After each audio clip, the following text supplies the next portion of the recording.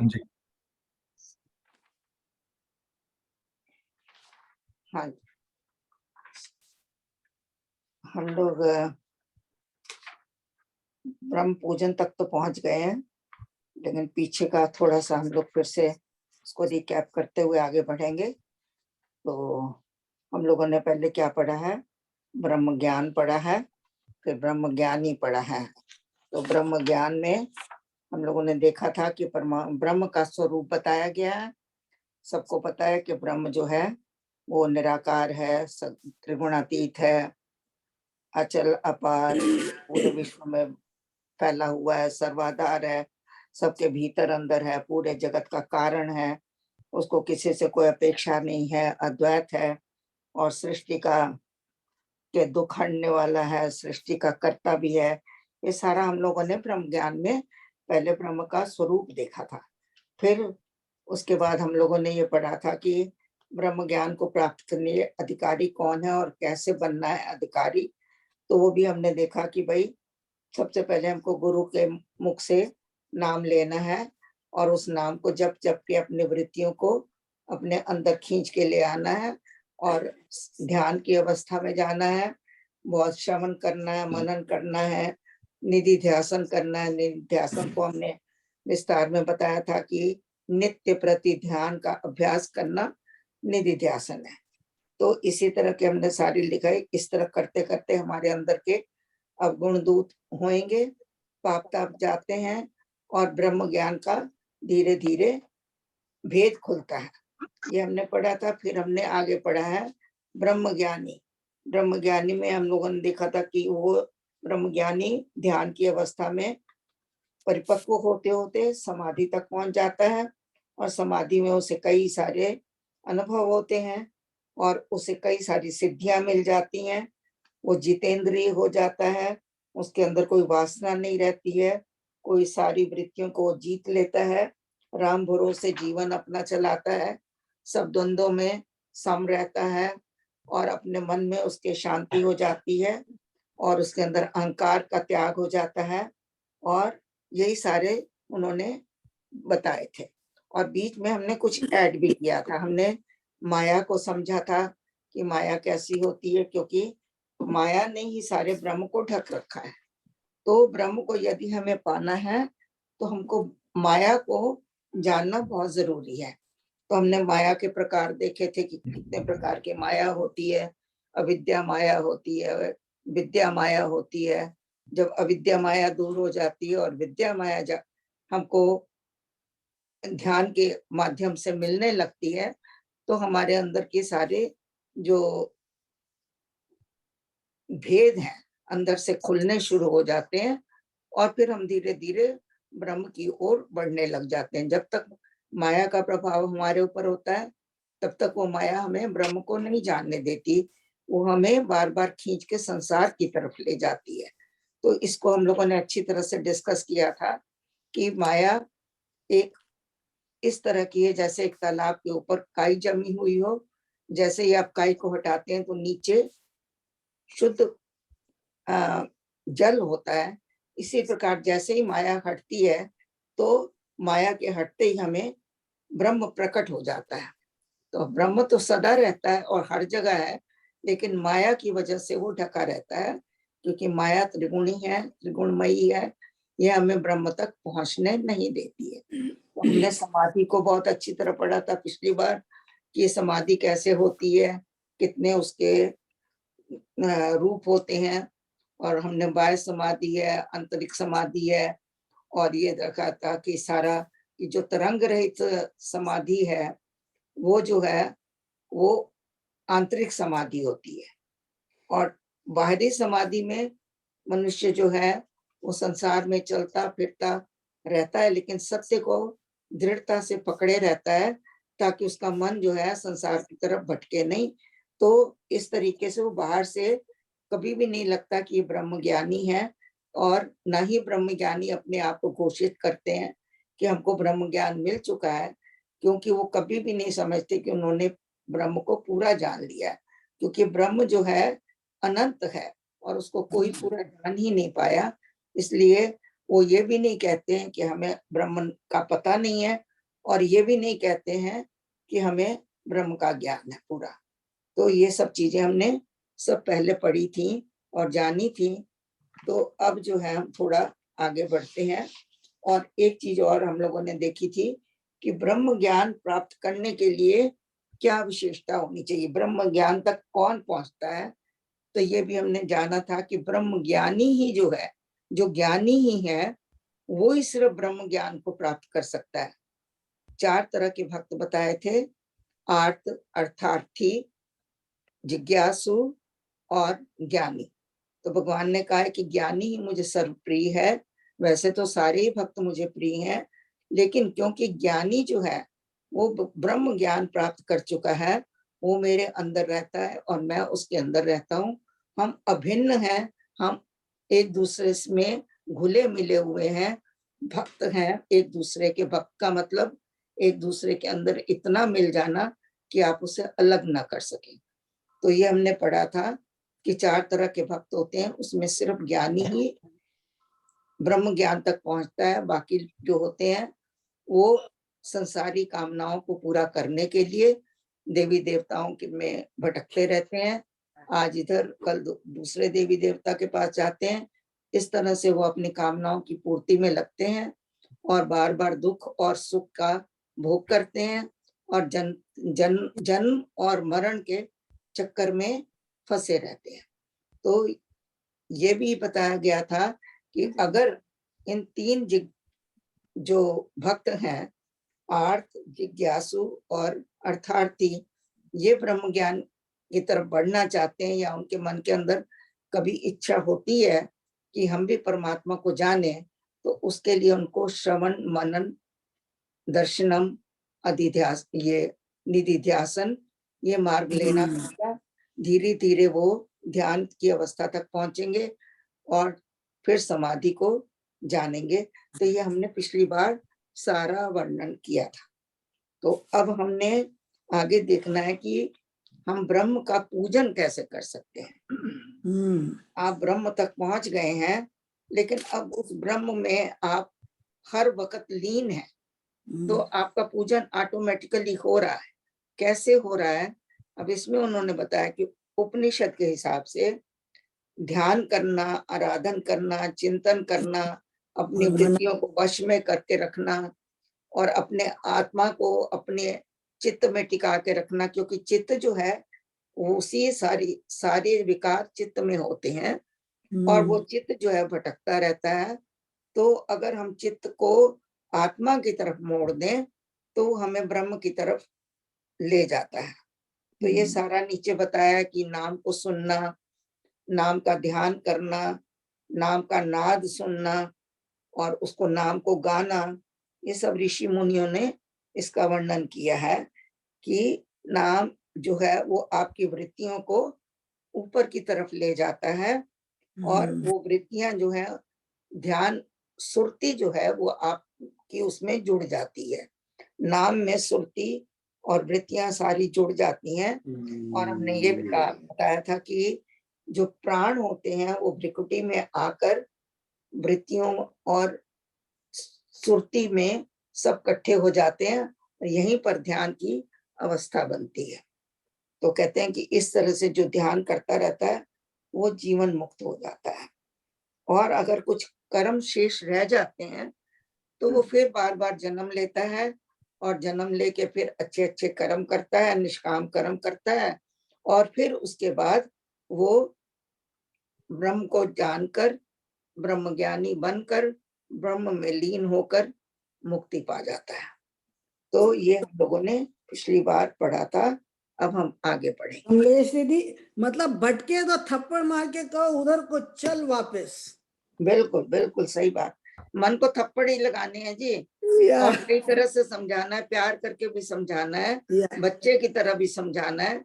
आप देखो मन कैसे मानता है। कई बार बच्चे को आप डांट के समझाते हो, कई बार प्यार से समझाते हो। तो आपको अपने मन की अवस्था को खुद जानना है कि ये ढीठ है तो इसको डांट के मार के सिखाओ। अगर ये बच्चा की तरह मान रहा है तो उसको प्यार से समझाओ। तो मन को तो वापस लाना है, चाहे जैसे भी आए।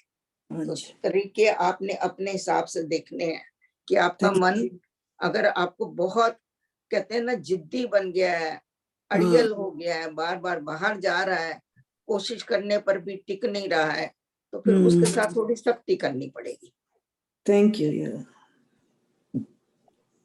हाँ जी, मन कुछ तो है कहना चाहते हैं आप लोग तो पहले प्लीज कह लें। मन को समझाने के लिए तो मेरे ख्याल में सबसे बड़ी चीज है पश्चाताप।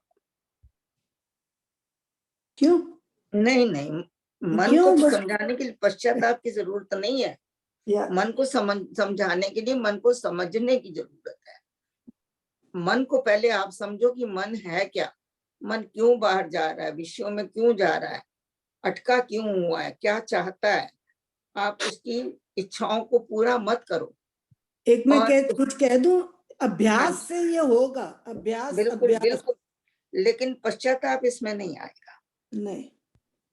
हाँ जी, और मन दा की कहना इत्थे पुट्टे उत्थे लाना।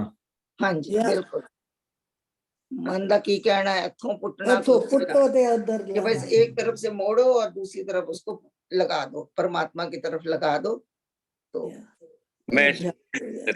थोड़ा सा केवल जी कहा करते थे साधना सत्संग में शांति का दान दीजिएगा।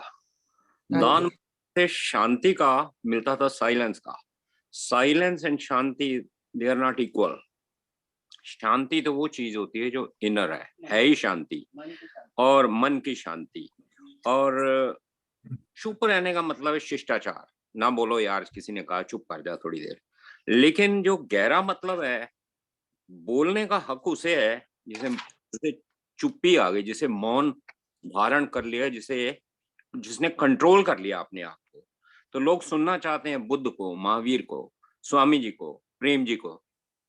तो नॉट दैट के बाकी नहीं बोले, लेकिन काम की बात। बोलने का गहरा मतलब ये है कि जब आप बैठे हो तो आपके मन में तरंगे ना चल रही हो। बाहर का बोलना तो सेकेंडरी है। अंदर अगर आप बैठे भी हो साधना में और सोचे जा रहे हो, ज्यादातर सोचोगे तो पास्ट, प्रेजेंट या फ्यूचर। लेकिन इन सब से ऊपर उठ के, जैसे ब्रह्म ज्ञान की बात करी कि पैदा होने से पहले भी आत्मा थी, अब भी है और आगे भी है, न कभी नष्ट हुई थी, न कभी होगी। हमने परतें डाल रखी हैं। बच्चा पैदा हुआ, ना वो हिंदू होता है ना मुसलमान होता है। कोई कहता है ये बना, कोई कहता है वो। फिर और बड़ा हुआ, फिर रिश्ते बने, फिर और हुआ, डिग्री बनी, फिर नौकरी मिली, फिर डेजिग्नेशन मिला, फिर रिटायर हुआ, फिर पीछे भागता है दिमाग, यार मैं जवानी में अच्छा था, मुझे मेकअप करना चाहिए, रिंकल आ गए, फलाने आ गए। तो ये एक फ्लो है, इस फ्लो के साथ साथ चले। मरना तो है ही है ना। जैसे फूल खिलते हैं, सुबह खिले शाम को मुरझा गए। तो उनकी लाइफ ही ऐसे ही हमारी लाइफ है। अगर हम इस साथ साथ जिए और साथ साथ मनन करें कि हमारा रियल स्वरूप जो पहला था, ब्रह्म ज्ञानी का पहला चैप्टर है क्या, ब्रह्म ज्ञान, तो उसके ऊपर फोकस करें तो इजी हो जाएगा। लेकिन ये फैसला हमें खुद करना है। मान लीजिएगा दो आदमी है, एक कहता है मुझे नेता बनना है, दूसरा कहता है मुझे ब्रह्म ज्ञान प्राप्त करके ध्यान लगाना है। तो जिसने नेता बनना है उसका एम हो रहा है, उसकी हाईवे हो रहा है, उसकी प्रोफाइल में होना चाहिए कितनी बारी जेल गया, कितने स्कैंडल करे, क्या क्या करा। क्योंकि उसका पर्पस ये है कि मैं दूसरों को इंप्रेस करूं, वोट मिले, कुर्सी मिले, दैट इज हिज एम। और लेकिन अंदर बैठे हो जिसने जाना है, अंतर्यामी होना है, किसको इंप्रेस करना, किससे वोट लेनी, किससे क्या करना है, उसको तो कुछ चाहिए ही नहीं। राजपाट छोड़ के तो चले गए थे बुद्ध। तो चाहिए तो कुछ है ही नहीं। जो मिल रहा है बहुत अच्छा है, जो हो रहा है वो अच्छा है। ये भी गीता का उपदेश है ना कि जो हो चुका है अच्छा है, जो हो रहा है अच्छा है, जो होगा वो अच्छा है। लेकिन इसे भी समझना ये चाहिए कि it's not from the facts point of view. अगर आप ये गीता का उपदेश लेके ऐसी जगह चले जाओ जहाँ डेथ हुई हो और आपको जो हो रहा है अच्छा हो रहा है, तो लट पड़ेंगे वहां तो। लेकिन वो उस डिस्क्रिप्शन पे नहीं कह रहा, वो कह रहा है देखने वाले की आंख जो है वो अटैच्ड किसी चीज से नहीं। वो भी अच्छा है, ये भी अच्छा है, सब अच्छा ही अच्छा है, देखने वाले के ऊपर फोकस्ड है। सो अगर हम अंदर जाते हैं, अंदर जाने का रास्ता पकड़ते हैं, ये वाली हाईवे, तो सूनर और लेटर हमें मिल ही जाएगी मन की शांति, आंतरिक शांति। क्योंकि ये मिलनी ही अंदर से, और कहीं किसी दुकान पे मिलती ही नहीं, किसी माल में होती ही नहीं, ना अमेज़न पे बुला सकते हो। तो करनी तो हमें खुद ही है, कीमत तो देनी ही पड़ेगी। That's it. Very nice sir, very nice.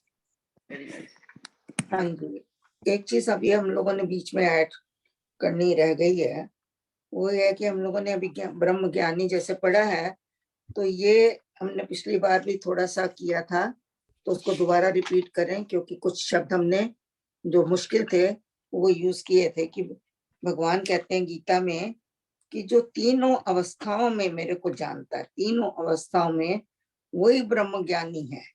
तो तीन अवस्थाओं के हमने नाम पढ़े थे, जिसका एक का नाम था अधिभूत, दूसरे का नाम क्या था अधिदैव, और तीसरा हमने पढ़ा था अधियज्ञ। तो हम इसको दोबारा से फिर करेंगे, क्योंकि ये हमारे को मन में बस जाए, इसलिए इनका हम कई बार रिपीट करेंगे।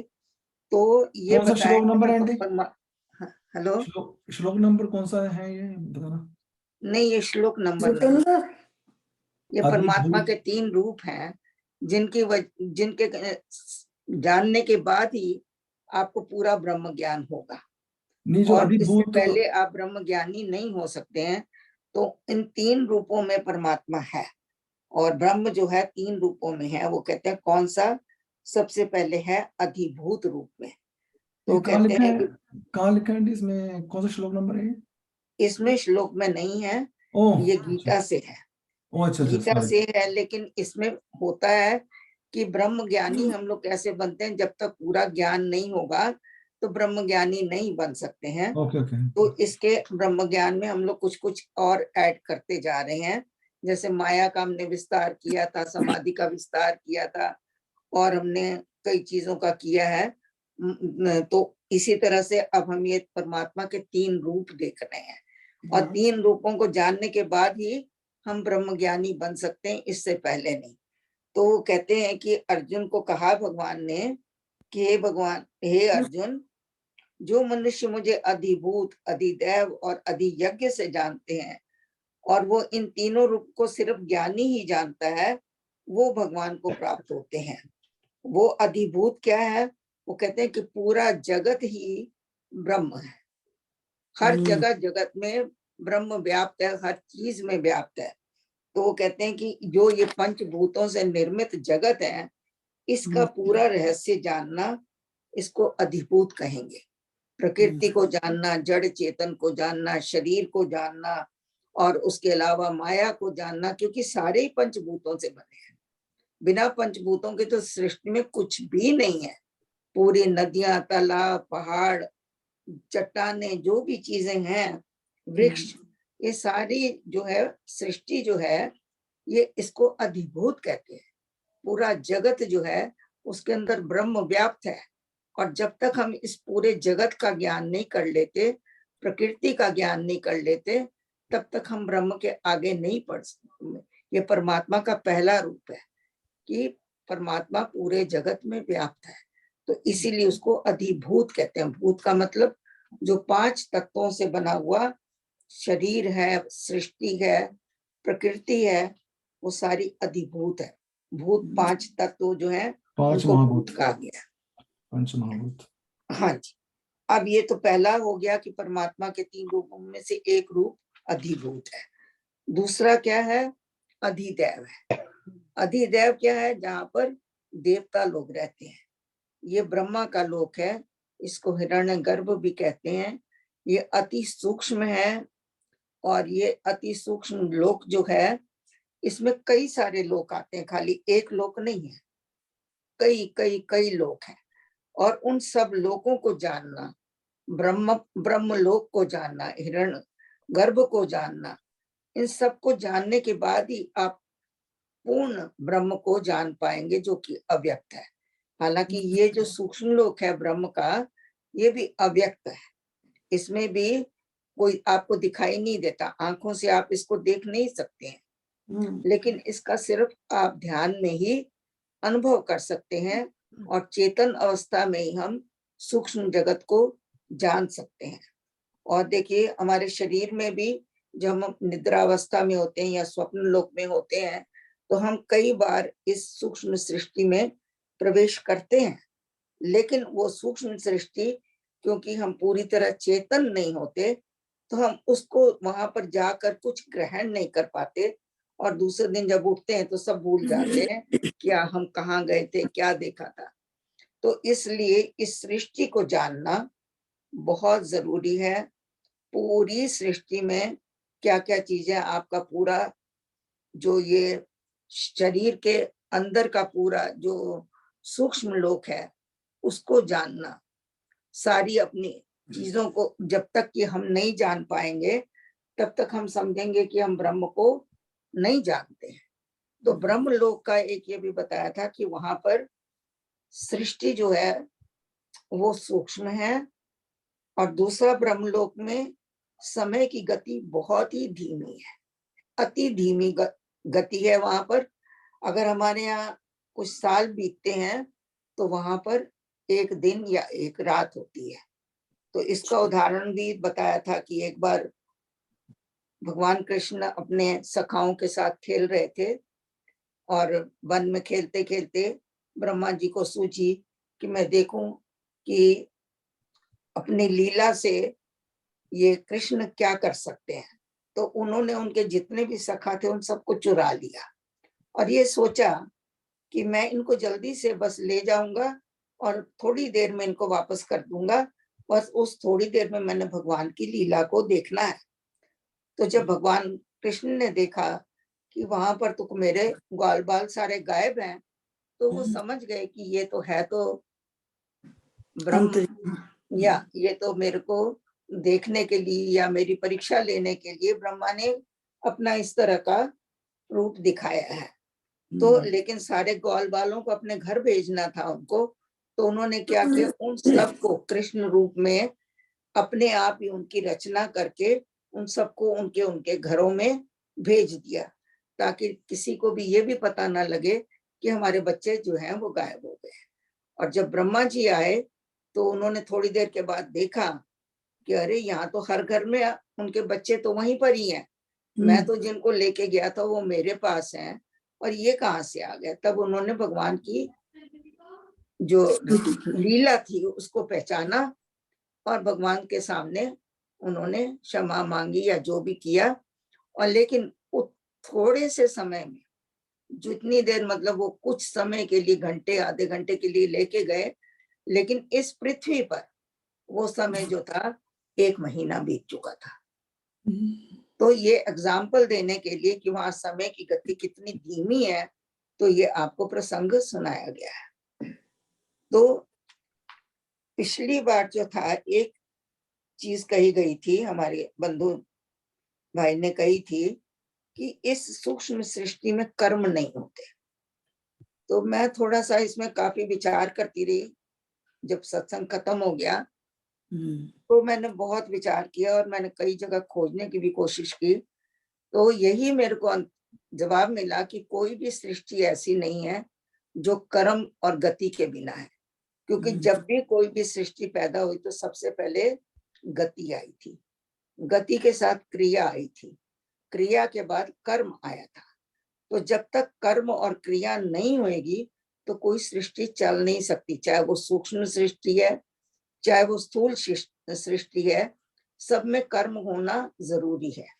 तो इसलिए ऐसा सोचना कि भाई वहां पर कर्म नहीं होता तो फिर तो सृष्टि सारी स्थिर हो जाएगी, स्टिल हो जाएगी।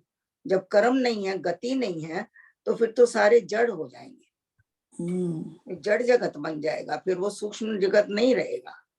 तो वहां पर जो है जीव होते हैं लेकिन उनका स्थूल शरीर तो नहीं होता है, लेकिन वो सारे चेतन अवस्था में सूक्ष्म रूप में रहते हैं, या उनको आप कह सकते हैं कि विद्युत रूप में उनका शरीर होता है। जैसे लाइट होती है ना, और वो 1 सेकंड में अगर कुछ सोचे तो उनको गति करके चल के नहीं जाना पड़ता। वो 1 सेकंड में वहां पर अगर आपने सोचा कि मैंने हिमालय पे चढ़ना है तो आप हिमालय पे 1 सेकंड में सोचते ही पहुंच गए, इतनी गति होती है वहां पर। और क्योंकि वहां शरीर नहीं होते, स्थूल शरीर जो है ये रुकावट भी है हमारे प्रोग्रेस में। तो जितना हम सूक्ष्म होते जाते हैं, जितनी हमारी गति सूक्ष्म होती जाएगी, उतने ही हम ब्रह्म के निकट पहुंचते जाएंगे। तो देखिए, जब 3 चीजें उन्होंने बताई हैं कि ये हमेशा रहती हैं। एक तो ब्रह्म रहता है सदा, और दूसरा जो है माया रहती है, और तीसरा है जीव। ये तीनों कभी नष्ट नहीं होते हैं। चाहे सृष्टि में कुछ भी हो जाए, ये तीनों सदा रहते हैं। जीव का नाश कभी नहीं होता, क्योंकि यही जीव जो है स्थूल रूप धारण करके मनुष्य बनता है। फिर वही जब वो मर जाता है तो वही स्थूल शरीर खत्म हो जाता है, फिर वो सूक्ष्म में आ जाता है, फिर वही सूक्ष्म शरीर फिर दोबारा जन्म लेके फिर स्थूल बनता है। तो इस तरह जीव का कभी भी अंत नहीं होता है। और ब्रह्म तो सदा रहता ही रहता है, क्योंकि वही करता धरता है। और माया भी कभी भी, क्योंकि वो माया जो है ब्रह्म का अंग है, तो इसलिए माया भी कभी भी खत्म नहीं होती। ये हमेशा ब्रह्म को ढकने में मदद करती है और दुनिया में लोगों को भटकाए रखती है। तो ये है उसका ज्ञान। अधिभूत पहले हमने पढ़ा, फिर अधिदैव पढ़ा, जहाँ देवता रहते हैं, सारे लोक हैं तरह तरह के। जब तक पूरा ज्ञान इस लोक का नहीं हो जाता, हम पूरा ब्रह्म ज्ञानी नहीं बन सकते। तीसरा है अव्यक्त लोक, जहां पर असली ब्रह्म का स्वरूप है, जहां से ब्रह्म अपनी क्या कहते हैं प्रकाश से पूरे जगत को प्रकाशित कर रहा है। उस ब्रह्म को जानने के बाद तब हम ब्रह्म ज्ञानी पूर्ण रूप से होंगे। अगर इसमें से हम अधिदैव को उसको नहीं जानते, अधिभूत को नहीं जानते, तो हम ब्रह्म ज्ञान की तरफ नहीं बढ़ सकते। अगर हम अधिदैव को नहीं जानते, जो कि सूक्ष्म लोक है, तो हम ब्रह्म ज्ञान की तरफ नहीं है। और जब फिर इन दोनों को जानने के बाद जो अव्यक्त ब्रह्म है असली, उसका ज्ञान होता है। तो ये है ब्रह्म ज्ञान का। हमने जो बीच बीच में नई नई चीजें ला रहे हैं समझने के लिए, समझाने के लिए, ताकि हम ब्रह्म को अच्छी तरह समझ पाए। ये है कमलेश जी, तीसरे का क्या नाम हुआ कमलेश जी? अधियज्ञ। अधियज्ञ। ये जो भी है, कमलेश दीदी, आपने 3 जो कहे, क्या ब्रह्म, माया और जीव, इज इट राइट? हाँ जी, ब्रह्म, माया और जीव, बिल्कुल ठीक कहा। Okay, thank you, thank you. ये इसमें भी अमृतवाणी में भी लिखा है, यज्ञ तप ध्यान योग ही त्याग, वन कुटिवास अति वैराग, राम नाम बिना नीरस भोग, राम राम जब तरिये लोक। और फिर दूसरे पैराग्राफ में लिखा है, 3 लोक का समझिए सार, राम नाम सभी सुखकार, राम नाम की बहुत बड़ाई, वेद पुराण मुनि जन गई। तो ये तीनों लोग बताए हैं ना, जो एक तो पहले अधिभौतिक है, जो जगत में परमात्मा हर चीज में व्याप्त है, दूसरा सूक्ष्म लोक है, तीसरा ब्रह्म लोक है। तो ये सारे लोग जानने के बाद ही, कि इसलिए इतना आसान नहीं है ब्रह्म को जानना, तो इसलिए ये चीजें थोड़ी थोड़ी बीच बीच में हम लोग इधर उधर से पढ़ के, सुन के, समझ के, तो जो चीज मुझे अच्छी लगती है वो मैं इसमें आप लोगों के साथ शेयर करती हूँ। Thank you, thank you. हाँ जी उषा आंटी, 7 and 8 जी। जय श्री राम। मात पिता गुरुजन को राधे, नियम कठोर सुसाधन साधे, त्याग तपस्या शील को पाले, यह पूजन दुष्कर्म को टाले, बार बार स्ववृत्ति मोड़े, नाम लक्ष्य में ऐसे जोड़े, बार बार स्ववृत्ति जोड़े, मोड़े नाम लक्ष्य मोड़े, नाम लक्ष्य में ऐसे जोड़े, ज्यों शर लक्ष्य में वीर लगावे, एक तार जैसे हो जावे, ज्यों शर लक्ष्य में वीर लगावे, एक तार जैसे हो जावे। हाँ जी, हम लोग जो है अब ब्रह्म पूजन पढ़ रहे हैं कि पहले क्या का बताया गया है कि ध्यान लगाना है, आराधन करना है, नाद सुनना है, ये सारा कुछ हमने पढ़ा, अभी पिछले हफ्ते पढ़ लिया था। अब आगे कह रहे हैं कि माता पिता और गुरुजनों की आराधना करना, उनकी सेवा करना और अपने जीवन में कठोर कठोर नियमों का पालन करना, ये सारे साधन बनाए गए हैं ब्रह्म को जानने के।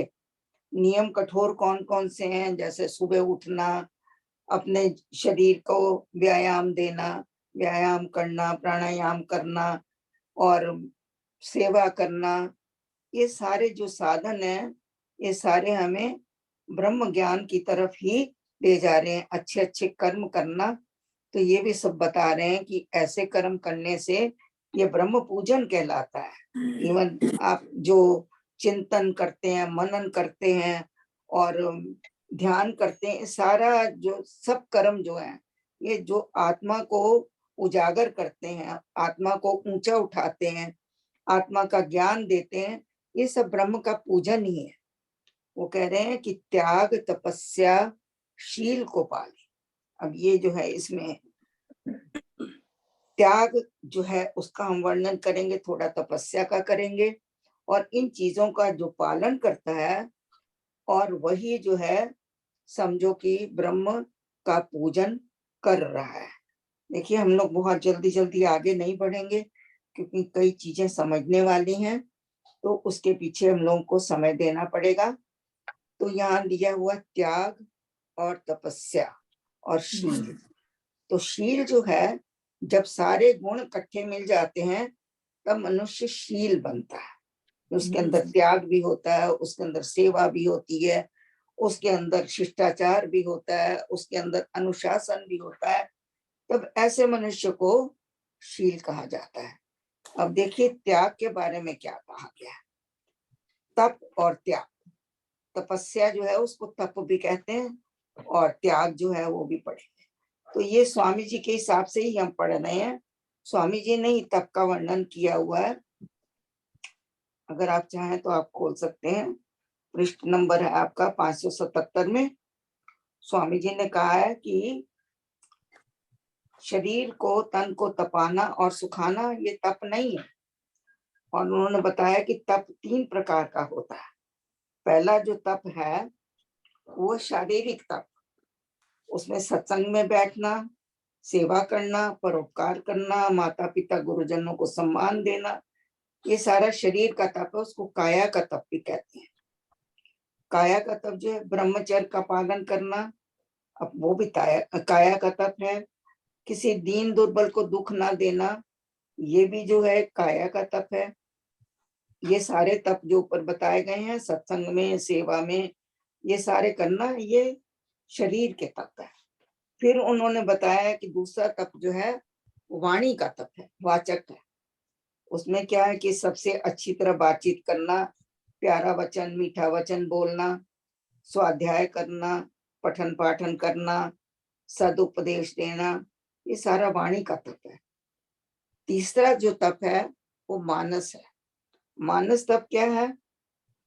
मन में राम के मंगलकारी नाम को रमाना, उसका जप करना, उसका ध्यान करना, ये सारा मनोमय तप है। सबके कल्याण की कामना करना, विचारों को निर्विकार करना, विचारों में कोई बुराई ना आने देना, सदा प्रसन्न रहना, ईर्ष्या द्वेष को अपने अंदर ना आने देना, आत्म संयम करना, ये सब मानस तप है। पेज नंबर तो कौन सा है? पढ़ में पेज नंबर कौन सा है? 577। 577। ये प्रवचन पीयूष में? नहीं, नहीं ये नहीं, भक्ति प्रकाश में। भक्ति प्रकाश। ओह अच्छा। ये ही 3 तप सच्चे तप हैं। अन्य तप तो केवल काया को खराब करने के लिए या दुबला करने के लिए और नष्ट करने के लिए किए जाते हैं। क्योंकि कई लोग तप करते हैं, अपने शरीर को सुखाते हैं, खाना पीना नहीं देते हैं, एक टांग पे खड़े रहते हैं, एक हाथ पैर को एक बाह को ऊपर कर लेंगे, सालों साल खड़े रहते हैं, तो स्वामी जी कहते हैं ये तप नहीं है। तो उन्होंने तप का वर्णन बड़ा सुंदर किया है, जो कि हमने आपके सामने रखा है। और उन्होंने कहा है कि जो कर्तव्य का पालन करते हैं, जो इंद्रियों को संयम में रखते हैं, सम विषम सब सहन कर लेते हैं और पुरुषार्थी हैं, वो तपस्वी है, वो तप कर रहे हैं। समझो ये अपने शरीर को का ही तप नहीं है, ये इसमें सारे तप आ जाते हैं। अगर आप अपने कोई अच्छा समय आया, बुरा समय आया, आपने उसको सहन कर लिया और आपने पुरुषार्थी बने हुए हैं, कभी भी कर्म करने में आपने आलस नहीं किया, अपनी इंद्रियों को हमेशा संयम में रखा, तो इस तरह के मनुष्यों को हम तपी कह सकते हैं। और मन का तप भी कह सकते हैं, मन का हाँ जी, तप होना चाहिए। यही है ना, तप तो 3 तरह के तो बताए ही है ना, मन के भी तप हैं, शरीर के भी हैं, वाणी के भी हैं। तो वो कहते हैं कि ऐसे ये लोग क्या करते हैं कि भाई इन विषैले जो कीड़े हैं आपके वैर विरोध के, उनको अपने अंदर नहीं जाने देते हैं, ईर्ष्या द्वेष की अग्नि को अपने अंदर नहीं जाने देते, चिंता और शोक को अपने हृदय में नहीं जगह देते हैं, अपमान और निंदा स्तुति को बराबर समझते हैं और सबसे सबका परहित करते हैं और सबसे मेल मिलाप करते हैं। उनके कर्म कोमल हैं, किसी को वाणी से कष्ट नहीं देते, शरीर से कष्ट नहीं देते, हिंसा नहीं करते, मधुर भाषी हैं। ऐसे सारे जो लोग हैं वो तप कर रहे हैं। अगर इनमें से हम कुछ 1-2 भी कर लें तो हम भी तपी कहलाएंगे। कमलेश तो दीदी, ये अगर आप कहो तो मैं ये 2-3 लाइनें पढ़ सकती हूँ। जरूर पढ़ो। भद्र तप 3 प्रकार से कहा है: सत्संग में बैठना, सेवा परोपकार करना, माता पिता तथा गुरुजनों को सम्मान देना कायिक तप है। कायिक का ब्रह्मचर्य, मतलब शरीर का, काया का तप, इसको कहते हैं कायिक। कायिक इस काया का काया का ब्रह्मचर्य, मतलब, हाँ जी, ब्रह्मचर्य पालन करना भी काया का तप है। दीन दुर्बल को दुख ना देना तन का तप कहा है। हाँ जी। दूसरा तप वाचिक है। वाचिक मतलब वाणी का, जो आप मुंह से बोलते। यस। स्वाध्याय करना, पठन पाठन में रत रहना और सदुपयोग देना भी वाणी का तप है। हाँ तीसरा तप मानस है। हाँ जी, जो मन से, मन में भी हम लोग कई बार पाप करते हैं, तो अगर हम उनको रोक लेते हैं, गुस्सा आ रहा है, आपने एकदम कंट्रोल कर लिया, आपके मन में बुरा विचार आया, आपने उसको रोक जान लिया कि ये मेरा मन खराब करने के लिए आ रहा है, कोई भी चीज जो आपके मन में आ रही है, तो उसको जो है अपना देख के उसको सही दिशा देना, इसको जो है मन का तप कहा गया, मानसिक तप कहा गया। मन में राम के मंगलाकारी नाम को रमाना, उसका जप तप ध्यान करना मनो में तप है।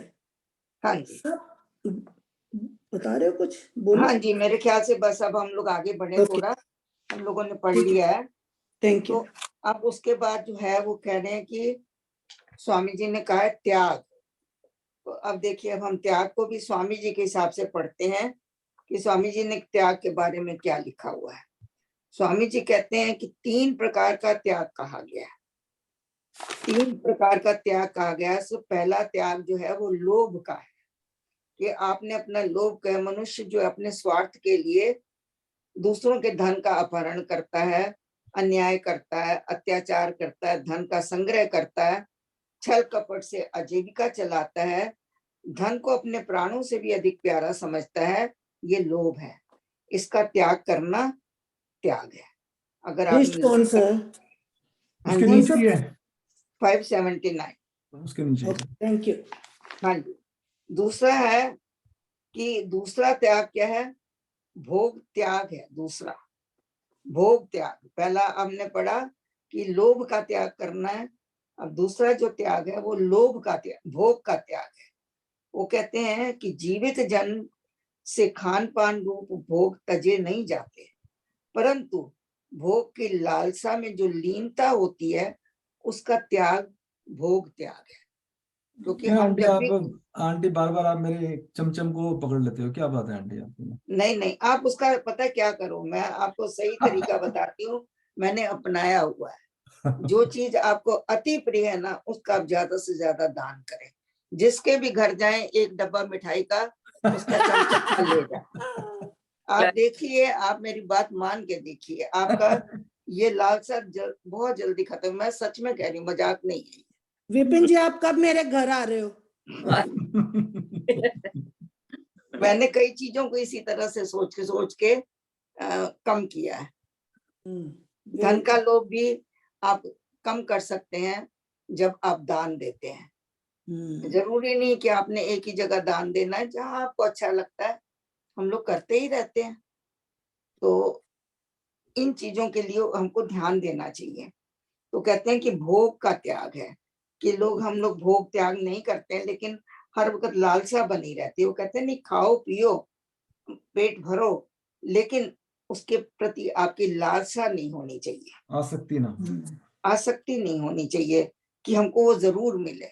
रात दिन उसका आपको चिंतन नहीं होना चाहिए कि उठते बैठते अरे मुंह मीठा करने का दिल करता है, चमचम आ जाए, ऐसा नहीं होना चाहिए। हाँ, मिल गई तो खा लिया, नहीं मिली तो भी ठीक है।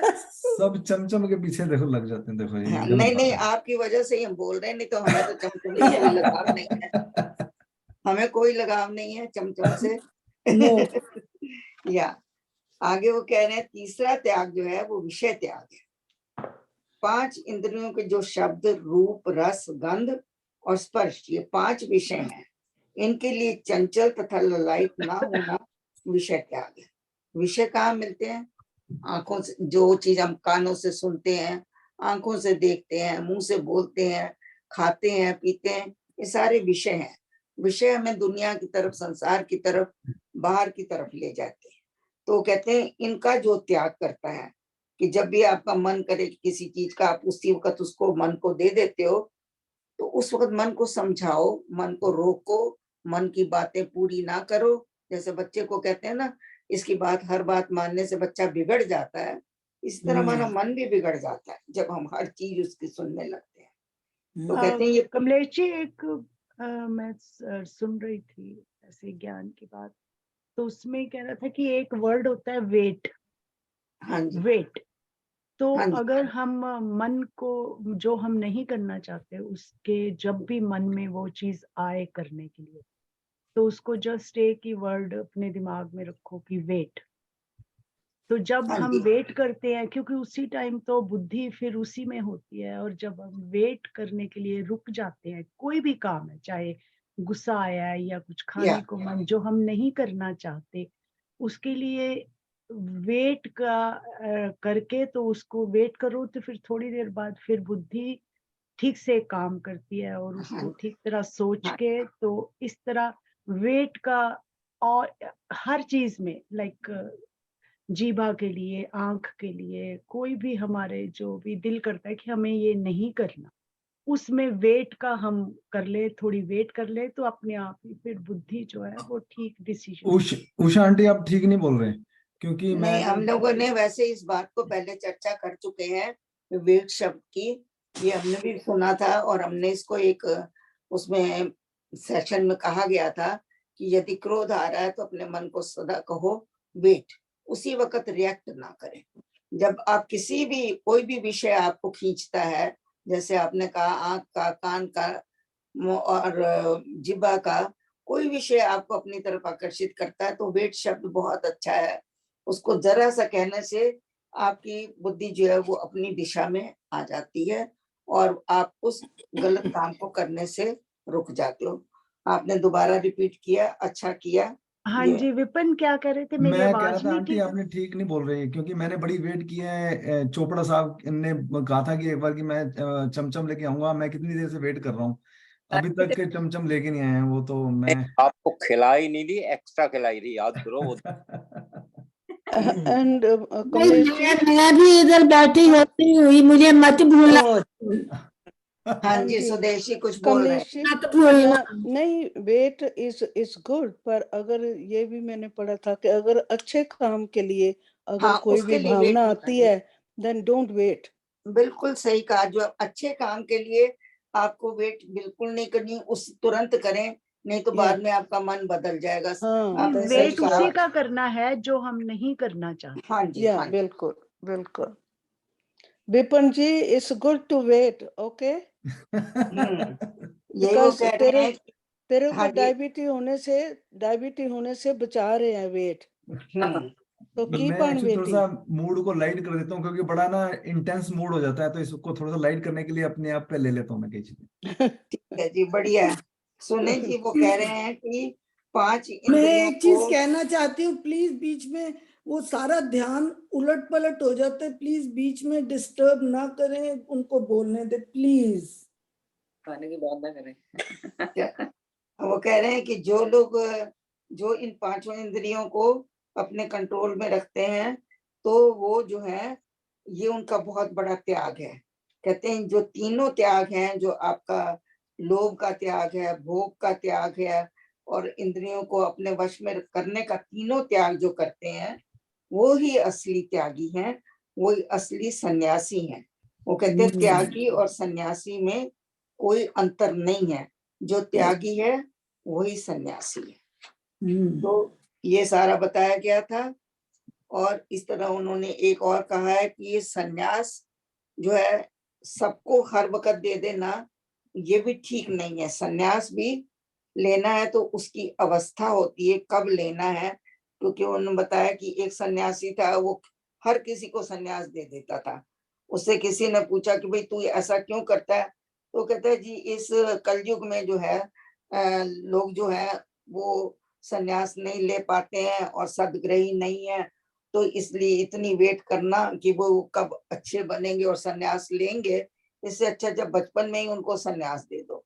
तो स्वामी जी ने उसके ऊपर लिखा है कि 10-12 छोकरे सदग्रही ने उसको कहा सन्यास लेना तो चौथी अवस्था में उचित है, और वो भी सिर्फ विद्वान को देना चाहिए सन्यास। ये नहीं कि आए गए ऐरा गहरा नट्ठू खैरा सबको दिए गए। कहते हैं लेकिन आप तो अनपढ़ कुपढ़ बाल विकराल सभी को सन्यास देकर बड़ा अंधेर कर रहे हैं। तो सन्यासी ने बोला विधि युक्त सन्यास कली काल में नहीं निपटा है, कि अगर हम विधि के हिसाब से देंगे जैसा शास्त्रों में लिखा है, तो ये इस वक्त नहीं निभेगा। ये तो पाप का युग है, इसमें ऐसे नियम नहीं चल सकते। तो स्वामी जी ने लिखा है आगे, चाहे उन्होंने लिखा है, गृहस्थी ने कहा कि इस पाप के युग में आप विधि विरुद्ध करके अपने आप को अधिक घोरतर क्यों बनाते हो। कि एक तो काल ऐसा है, कली काल है, जिसमें सब कुछ गलत हो रहा है, उल्टा सीधा हो रहा है, समय से नहीं हो रहा है, लोगों के अंदर इतनी बल नहीं है, बुद्धि नहीं है, और आप विधि विरुद्ध काम करके उनको जब संन्यास दे देंगे, तो ये तो और भी गलत होगा। आपको तो ये कर्तव्य होना चाहिए कि इस कली काल में क्रूर कला और कुचाल को आप अपने सुकर्मों से कम करके छोड़ें, कि आप अच्छे कर्म करें, ताकि काल का प्रभाव आपके ऊपर ना पड़े। आप अच्छे कर्मों से लोगों को जगाएं, ना कि सन्यास देकर उनके हाथ में माला पकड़ाकर या उनको बाना पहनाकर। इस तरह का सन्यास जो है ये हानिकारक है। तो स्वामी जी ने देखिए कितना सुंदर बताया यहाँ पर कि सन्यास किसको देना चाहिए। सिर्फ जो सन्यास, एक तो चौथा आश्रम होना चाहिए सन्यास में, पहले ब्रह्मचर्य है, फिर आपका क्या आता है, गृहस्थ आता है, फिर वानप्रस्थ आता है, फिर सन्यास आता है। तो चौथी अवस्था में सन्यास मिलना चाहिए, वो भी इसको जो अधिकारी है। सबको सन्यास देना उचित नहीं है। आगे उन्होंने बताया कि सन्यास जो है, अब ये सन्यासी और त्यागी एक ही है, अलग अलग नहीं है।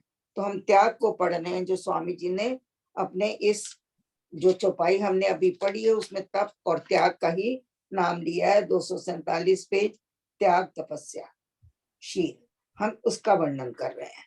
तो उन्होंने कहा है कि सन्यासी जो है 7 प्रकार के। पहले जो है, जो अपनी आयु के चौथे भाग में यश, धन और परिवार का मोह छोड़ देते हैं और भगवान का आराधना करते हैं। 3 उन्होंने अपने गृहस्थ को भी निभा लिया, ब्रह्मचर्य को भी निभा लिया, वानप्रस्थ भी निभा लिया। अब वो चौथे आश्रम में आ गए और आकर उन्होंने संन्यास लिया और घर भी छोड़ दिया, यश, धन, परिवार सब छोड़कर, मोह माया छोड़कर वो सन्यासी बने। ये पहला सन्यास।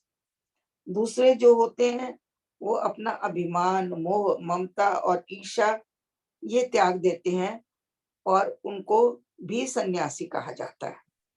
जिन्होंने अपने मन से दोष निकाल दिए, जो अभिमान है छोड़ दिया, घर परिवार से, धन से मोह छोड़ दिया, ममता छोड़ दी, मन के अंदर ईर्ष्या द्वेष नहीं आने दिया और इसका त्याग कर दिया, वो सन्यासी।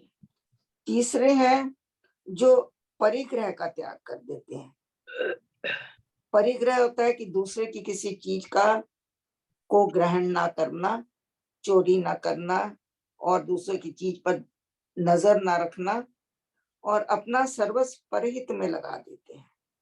जो पूरी जीवन अपने सेवा में लगा देते हैं, वो भी सन्यासी है। चौथी प्रकार के सन्यासी, हाँ जी कमलेश दीदी, कौन सा पृष्ठ है? ये जी 580 518। अच्छा, सबसे नीचे में। चौथी प्रकार के सन्यासी होते हैं जो अपने और दूसरे का भेद खत्म कर देते हैं, सबको समान जानते हैं, किसी के आगे ये ऊंचा नहीं है, ये नीचा नहीं है, वो सन्यासी है। पांचवा जो है, अपने आप को जो भगवान में लीन कर लेते हैं और समदृष्टि हो जाते हैं, ब्रह्म में सदा स्थित रहते हैं, वो जो है वो सन्यासी है। छठे हैं जो कर्म योग में रत रहते हैं और निष्कार कर्म करते रहते हैं और जनता की सेवा करते हैं, वो भी सन्यासी है। सातवें हैं जो ज्ञान से, विचार से, तत्व दर्शन से और अनुभव से आत्म तत्व को जान जाते हैं। जिन्होंने आत्मा का ज्ञान प्राप्त कर लिया, ब्रह्म का ज्ञान प्राप्त कर लिया, आत्मा को जानकर शरीर से का मोह छोड़ दिया, देही से, वो देह से देही बन गए, देह को छोड़कर आत्मा बन गए, आत्मा में अपने को स्थिर कर लिया, वो जो है वो सन्यासी। ज्ञानी भक्त, ज्ञानी भक्त जो ज्ञानी भक्त, बिल्कुल। तो ये सारे 7 तरह के सन्यासी हैं। इनमें से हम एक भी बन जाएं तो बहुत उत्तम है। अगर हम थोड़ा थोड़ा भी प्रैक्टिस करें तो हम धीरे धीरे उस मार्ग पर चल सकते हैं। स्वामी जी ने अपने एक भाषण में कहा, त्याग और सन्यास का एक ही अर्थ है। जो मैंने अभी आपको कहा है कि त्याग और सन्यास अलग नहीं है। जहां आपने किसी चीज का त्याग किया, आप उस पथ पर सन्यासी हैं। त्याग उस कर्म का होता है जिसका करना वेद शास्त्र निषेध करें और जो त्यागने योग्य है। शास्त्रों में जिस चीज को मना किया गया वो काम ना करना, वो त्याग है। कई लोग कैसे त्याग करते हैं कि कोई चीज त्यागनी है, आपको शलगम नहीं अच्छे लगता, जी हमने आज से शलगम का त्याग कर दिया, ये त्याग नहीं है। तो इस तरह से कई हाँ मैंने सुना है ऐसे लोगों को कि उनको जैसे कोई तीर्थ पे जाते हैं, वहां कोई पंडित मिल गया, उन्होंने कहा जी आज आपका शुभ दिन है, आप किसी चीज का त्याग करो, जो आप चाहते हो एक चीज का त्याग करो। जी हमने आज से शलगम खाने बंद कर दिए। वो त्याग, चमचम का अगर मैं त्याग करूं तो वो त्याग माना जाएगा, राइट? बिल्कुल माना जाएगा। जो चीज आपको अति पसंद है उसका त्याग असली त्याग है। कहीं ऐसा ना हो जाए कि मैं मैं सन्यासी ना। जानती हूँ एक है अपने हमारे घर में है, उनके पति को आइसक्रीम बहुत पसंद थी, अति पसंद थी। तो वो जब उनके पति की डेथ हो गई तो उन्होंने ये त्याग कर दिया कि आज के बाद मैंने कभी भी आइसक्रीम को नहीं खाना है, और वो अभी तक वो यही करती हैं।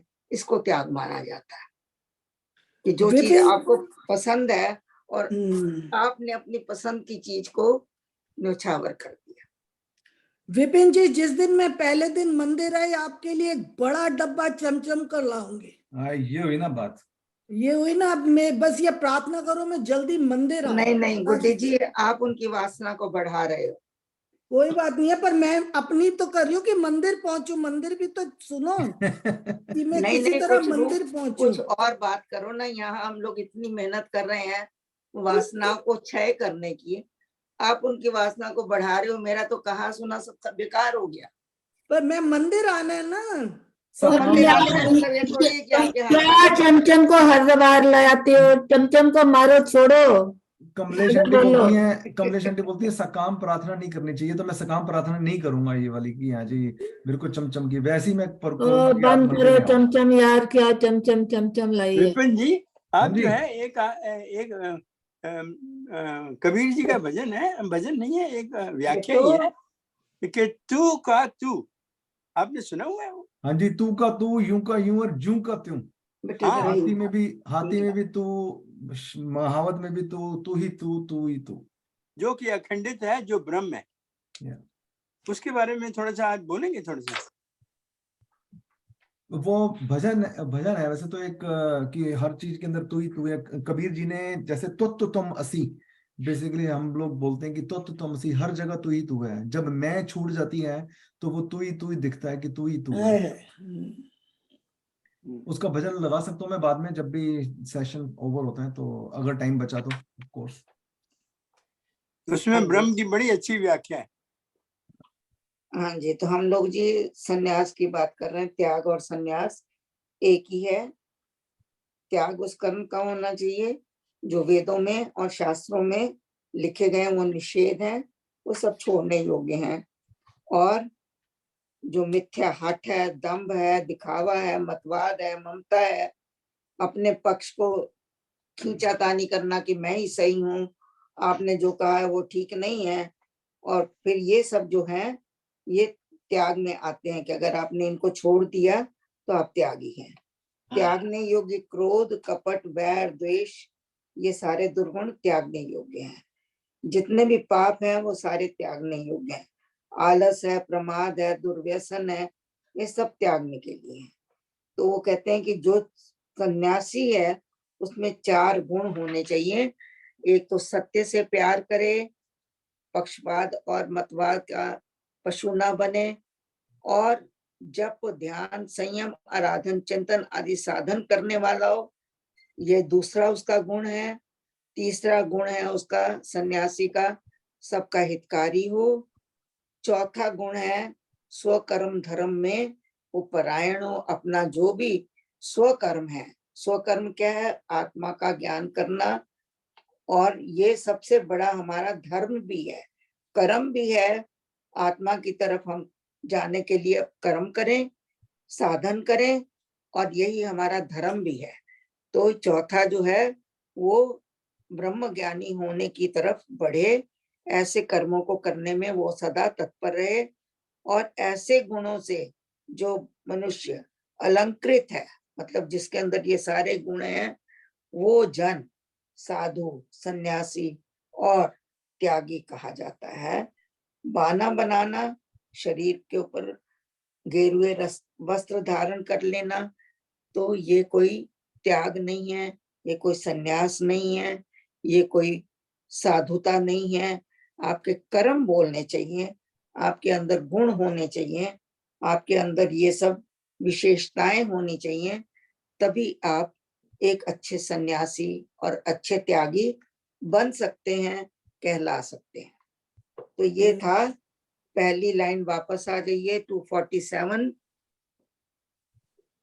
जो हमने पढ़ा अभी। मात पिता गुरुजन को राधे, नियम कठोर सुसाधन साधे, त्याग तपस्या शील को पाले, ये पूजन दुष्कर्म को टाले। ऐसे कर्म जो अच्छे करता है वो मनुष्य ब्रह्म पूजन करता है, उसके अंदर कोई दुष्कर्म नहीं आता है। आगे बढ़े। हाँ जी, किसी को कुछ कहना? बहुत हो गया आंटी। 8 नंबर 8। हाँ जी।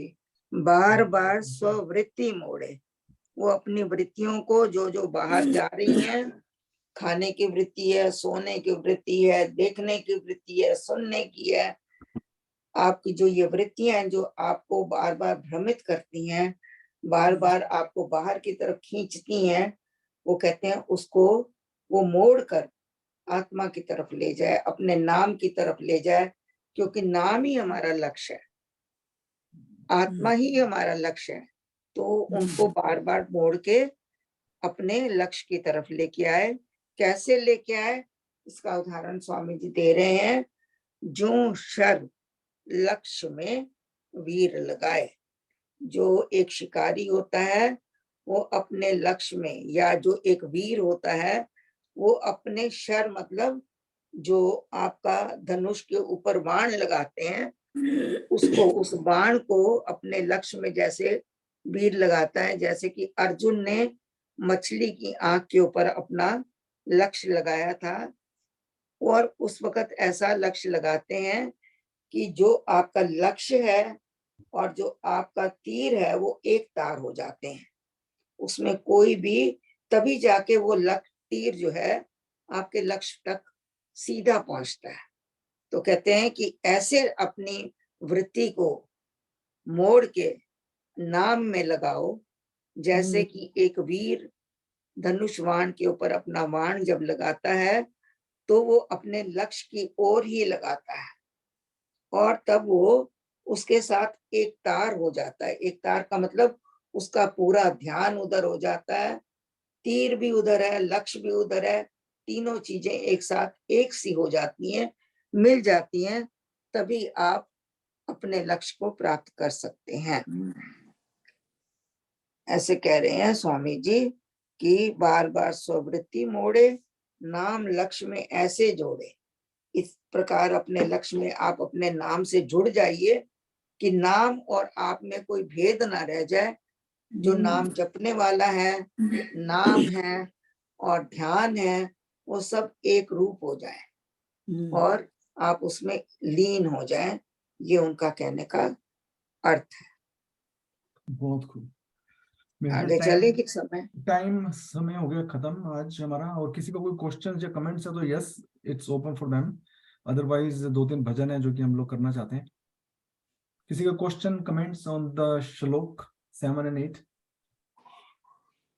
बेशक जो हम लोग 7 और 8 श्लोक जो आज हमने कर पाए हैं। हाँ जी, हम लोगों ने आज 2 ही करे हैं, लेकिन बड़ी अच्छी तरह उनकी विवेचना हुई है, बहुत अच्छी तरह से हमने समझा है। तो इसलिए हमको श्लोक में जाने का ये नहीं होना चाहिए कि हमने आज कुछ नहीं किया, हमने आज बहुत कुछ किया है। उसके ऊपर चिंतन की जरूरत है। बिल्कुल। थोड़ा सा कई बार हम लोग ऑफलाइन चले जाते हैं, पर हमारा ये सेशन ही ऐसा है कि हम लोग उन चीजों से समझ सकें। सो जिन लोगों को ऑफेंड हुआ है, सो सॉरी अबाउट हम थोड़ा सा ऑफलाइन चले जाते हैं कई बार, पर thank you for your patience. हाँ जी, भजन शुरू किए जाए जी। जैसा आज अरोड़ा अंकल ने बोला है वैसे एक भजन उससे स्टार्ट करते हैं, कबीर जी से।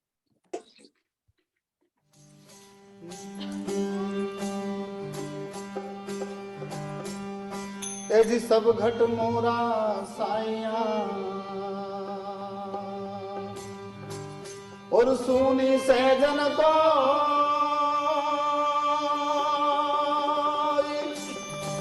अरे बलिहारी उना घट की तो जा घट पर घट जी साहिब तुम्हारी साहिबी सब घट रही समाई। अरे जो मेहंदी के पात में लाली लगी नहीं जाए तो लाली मेरे लाल की न जित देखूं उत लाल। अरे लाली देखन में गई तुम्हें भी हो गई लाल। ए जी लाल लाल तो सब कहे न सबके पल्ले लाल, पर अरे गांठ खोल देखा नहीं और या से भया कंगाल।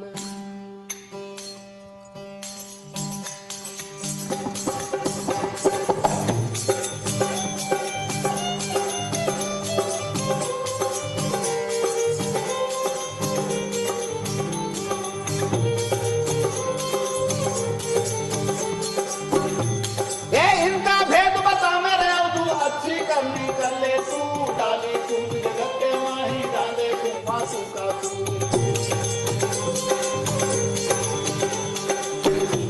हे इनका भेद बता मेरे तू अच्छी करनी कर ले तू, डाली तू जगत के माही डाले तू तू का तू।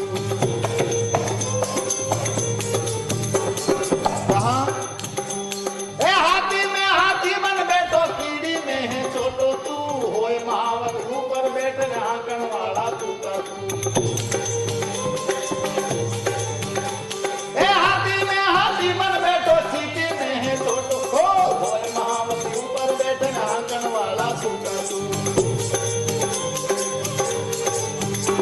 ए इनका भेद बता मेरे तू अच्छी करनी कर ले तू, डाली तू जगत के माही डाले तू तू का तू। ए इनका भेद बता मेरे तू अच्छी करनी कर ले तू, डाली तू जगत के माही डाले तू तू का तू।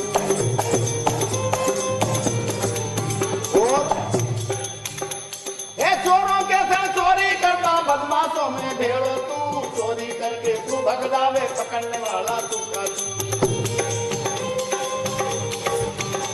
ए चोरों के संग चोर बन जावे, डाकुओं में भेड़ो तू, चोरी करके तू भगदावे पकड़ने वाला तू का तू। ए इनका भेद बता मेरे तू बापू करनी कर ले तू, डाली तू जगत के माही डाले तू।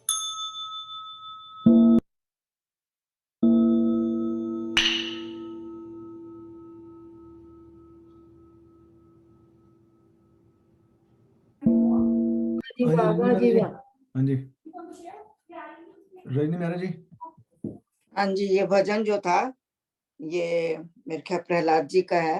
हाँ जी, हाँ, और ये देखिए मैं सिर्फ आपको ये बताना चाहती हूँ कि हमारे कबीर साहब जो है वो सिर्फ हिंदुस्तान में ही नहीं है।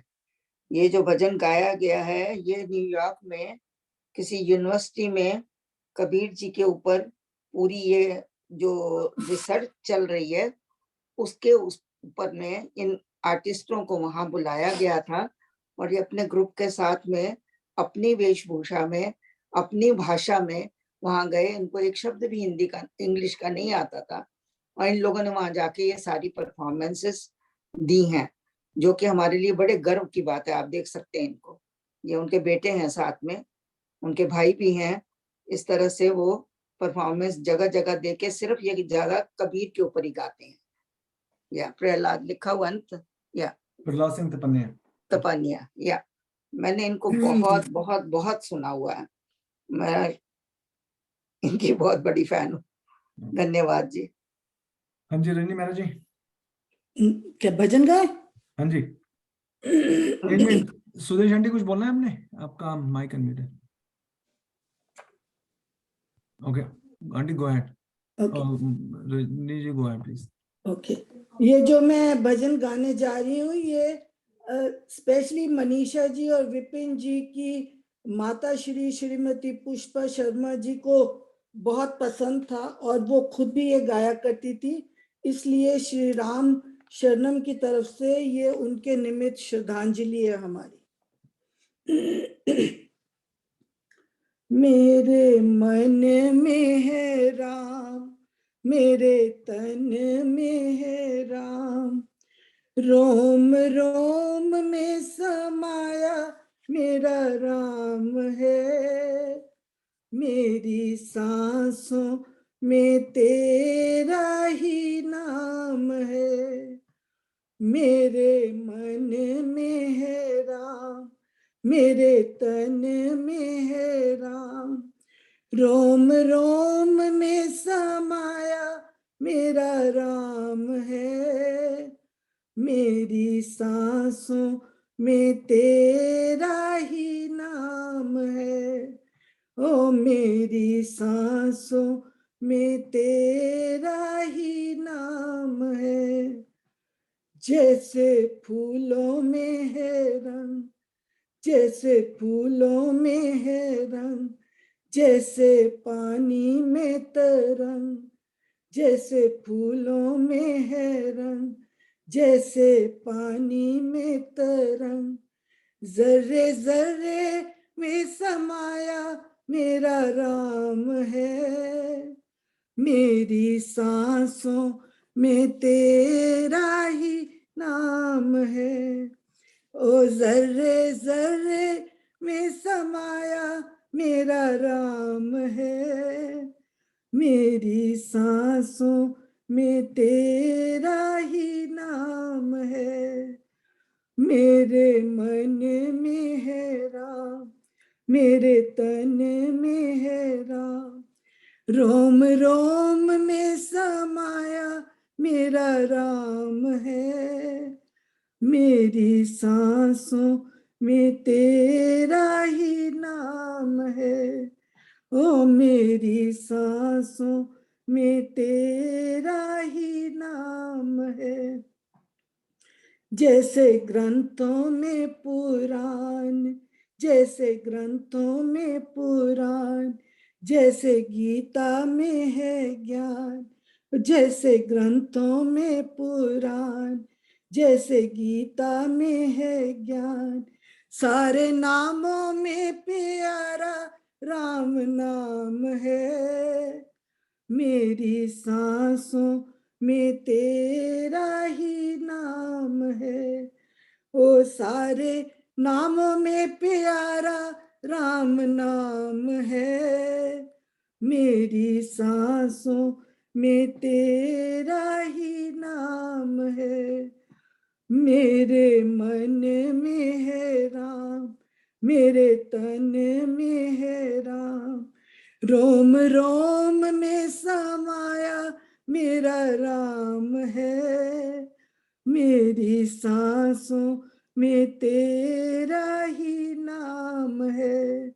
ओ मेरी सांसों में तेरा ही नाम है।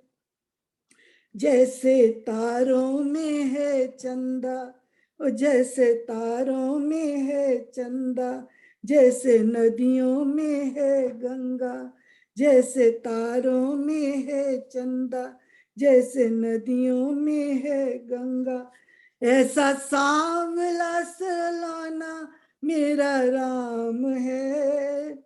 मेरी सांसों में तेरा ही नाम है। ओ ऐसा सांवला सलोना मेरा राम है। मेरी सांसों में तेरा ही नाम है। मेरे मन में है राम, मेरे तन में है राम, रोम रोम में समाया मेरा राम है। मेरी सांसों में तेरा ही नाम है। ओ मेरी सांसों में तेरा ही नाम है। ओ जर्रे जर्रे में समाया राम राम है। मेरी सांसों में तेरा ही नाम है। ओ सारे नामों से प्यारा राम नाम है। मेरी सांसों में तेरा ही नाम है। ओ ऐसा सांवला सलोना मेरा राम है।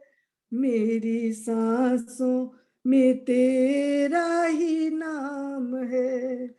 मेरे मन में है राम, मेरे तन में है राम, रोम रोम में समाया मेरा राम है। मेरी सांसों में तेरा ही नाम है। ओ मेरी सांसों में तेरा ही नाम है। ओ मेरी सांसों में तेरा ही नाम है। जय श्री राम। कमलेश आंटी। हाँ जी, मैं शुरू करती हूँ। मेरी सांस चढ़ी हुई, पर चलो कोशिश करते हैं।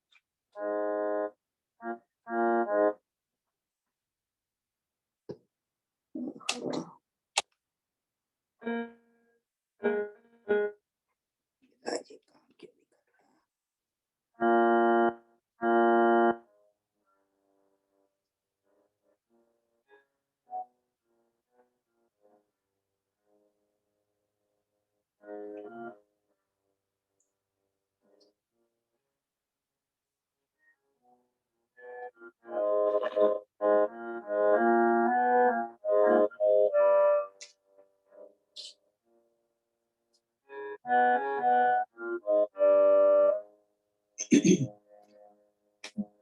रघुबर तुमको मेरी लाज, रघुवर तुमको मेरी लाज। सदा सदा मैं शरण तुम्हारी, सदा सदा मैं शरण तुम्हारी। तुम है गरीब नवाज, तुम ही गरीब नवाज। रघुवर तुमको मेरी लाज, रघुवर तुमको मेरी लाज। हम तो पतित पुरातन कहिए,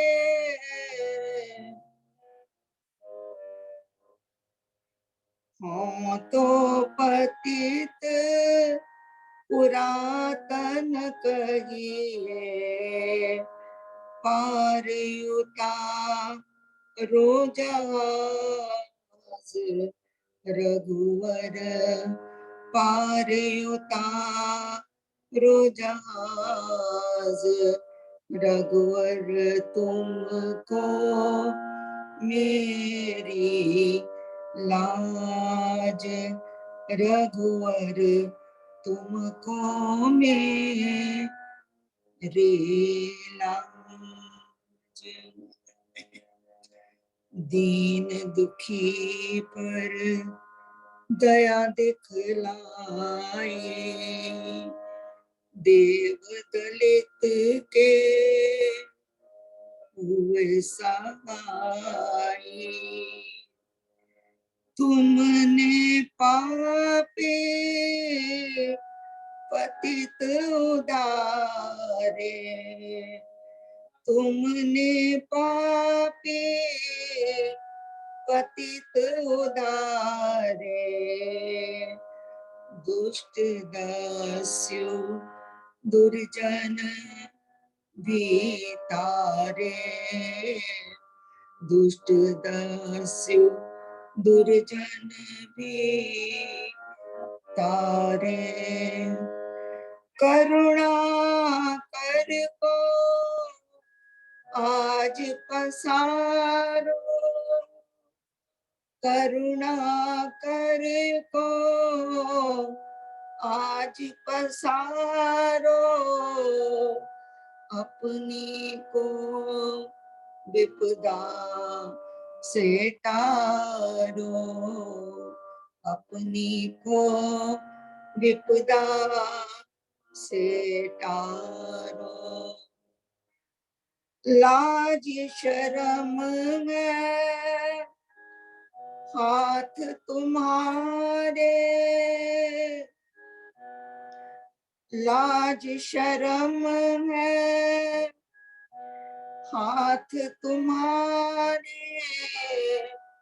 सर्वनाथ रघुनाथ हमारे, सर्वनाथ रघुनाथ हमारे। रघुवर तुमको मेरी लाज, रघुवर तुमको मेरी लाज। सदा सदा मैं शरण तिहारी, तुम ही गरीब नवाज, रघुवर तुमको मेरी लाज। जय श्री सर्वशक्ति में आंटी। सर्वशक्तिमते परमात्मने श्री रामाय नमः। सर्वशक्तिमते परमात्मने श्री रामाय नमः। सर्वशक्तिमते परमात्मने श्री रामाय नमः। सर्वशक्तिमते परमात्मने श्री रामाय नमः। सर्वशक्तिमते परमात्मने